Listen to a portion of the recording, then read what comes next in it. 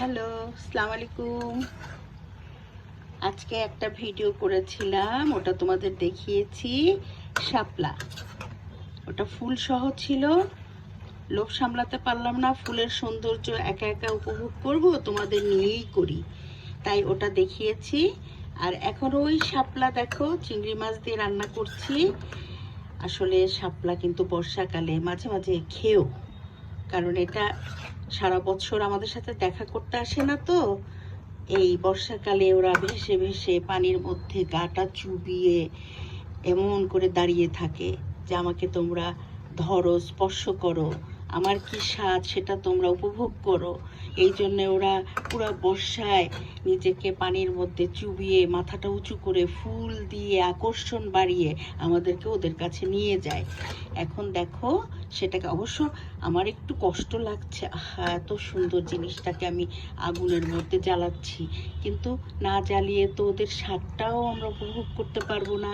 যার জন্য ওদেরকে জ্বালিয়েই আমাদেরকে তাদের স্বাদটা উপভোগ করতে হয়। আর ওরা তো আমাদেরকে কথা না বলতে পারলেও ওদের ওদের যে নীরব একটা কথা বা আচরণ, সেটা দিয়ে বুঝিয়ে দেয় আমরা প্রতি বর্ষায় তোমাদের জন্যই পানিতে ভেসে থাকি, আসি।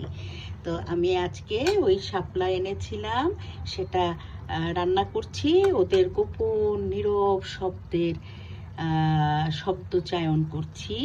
আর হচ্ছে আমার কাছেও ভালো লাগে, এরকম মৌসুমি খাবারগুলো খেতে। আমি বরাবরই চেষ্টা করি যে সিজনে যে জিনিসটা বেশি বেশি আমাদের কাছে চলে আসে সেগুলোকে আহরণ করতে।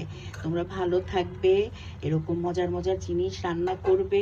একটু একটু কষ্ট করলে আমরা কিন্তু অনেক কিছু উপভোগ করতে পারি। কষ্ট করাটাই হচ্ছে আমাদের মূল লক্ষ্য, তাই না? এই দেখো শাপলাগুলোর কালার চেঞ্জ হয়ে যায়। এটা কিন্তু দেখো দেখতে লাল, আমি যেগুলো আগে দিয়েছিলাম ওগুলো কিন্তু সবুজ হয়ে গেছে। এটাতে পানি ব্যবহার করব না, ঢাকনা দিয়ে রাখবো। কিছুক্ষণ পরে যখন সেদ্ধ হবে, বাস জাস্ট একটু কয়টা কাঁচা লঙ্কা, একটু জিরার গুঁড়া দিয়ে মাখো মাখো করে নামিয়ে ফেলবো। অনেক মজা, অনেক মজা। ভালো থেকো, খোদা হাফেজ।